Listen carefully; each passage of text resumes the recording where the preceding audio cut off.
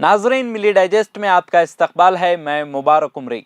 Former finance minister Subhash Chandra Garg ने अपनी लिखी किताब में बताया है कि इकोनॉमी का जायजा लेने के लिए बुलाई गई एक मीटिंग के दौरान वजीर आजम नरेंद्र मोदी अपना आपा खो बैठे थे और पटेल पर भड़क गए, क्योंकि पटेल आरबीआई के रिजर्व को इस्तेमाल करने के खिलाफ थे। सख्त माशी हालात के अलावा हुकूमत और reserve bank of India RBI के दरमियान कशीदगी के बीच इकोनॉमी की हालत का जायजा लेने के लिए 14 सितंबर 2018 को बुलाई गई मीटिंग में वजीर आजम नरेंद्र मोदी ने उस वक्त के आरबीआई के गवर्नर अरिजीत पटेल के सामने अपना आपा खो दिया था और उनका मुआवजा पैसे के ढेर पर बैठे सांप से किया था। Former finance secretary Subhash Chandra Garg ने इस वाकये के बारे में अपनी किताब वी ऑल्सो मेक पॉलिसी में लिखा है। हालांकि ये बुक अभी पब्लिश नहीं हुई है। हार्पर कॉलिंस की शाया करदा ये किताब अक्टूबर के महीने में रिलीज होने वाली है।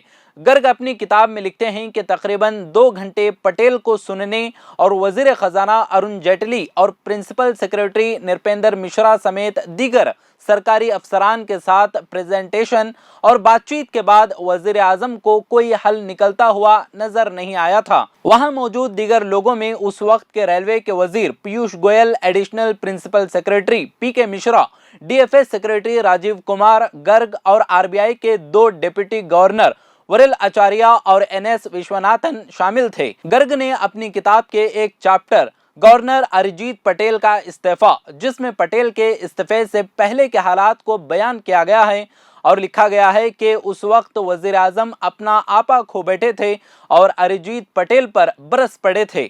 मैंने उन्हें पहली बार उस कदर गुस्से में देखा था। उन्होंने अरिजीत पटेल का मुआवजा पैसों के ढेर पर बैठे हुए सांप से किया था, क्योंकि पटेल आरबीआई के जमाशुदा रिजर्व को किसी भी काम में लाने के हक में नहीं थे। गर्ग ने अपनी किताब में कहा है कि उन्होंने कुछ गंभीर और सख्त बातें कहीं। गर्ग ने कहा कि उनसे पिछले सालों की तरह 100% हुकूमत हिंद को ट्रांसफर करने के लिए कहा गया था। पटेल ने आखिरकार 10 दिसंबर 2017 को हुकूमत के साथ पॉलिसी के मामलों पर इख्तलाफात की वजह से आरबीआई गवर्नर के ओहदे से इस्तीफा दे दिया था। गर्ग के मुताबिक अरिजीत पटेल ने 14 सितंबर को वजीर आजम की तरफ से बुलाई गई मीटिंग में एक प्रेजेंटेशन दिया था, जहां उनका जायजा प्रेजेंट इकोनॉमिक कंडीशन से भी ज्यादा तशवीशनाक था और उसने एक खौफनाक तस्वीर पेश की थी। गर्ग ने दावा किया कि आरबीआई ने उस पर हुकूमत के साथ काम न करने का फैसला किया।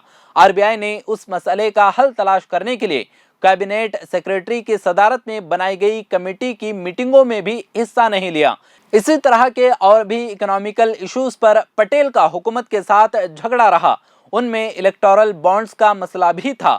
इलेक्टोरल बॉन्ड्स के मामले पर गर्ग ने कहा कि पटेल ने स्टार्टिंग में स्कीम की तजवीज़ को मान लेने के बाद वजीर खजाना अरुण जेटली को एक खत लिखा था, जिसमें आरबीआई के अलावा किसी भी बैंक के जरिए बॉन्ड जारी करने के मामले पर सवालात तक उठाए गए थे।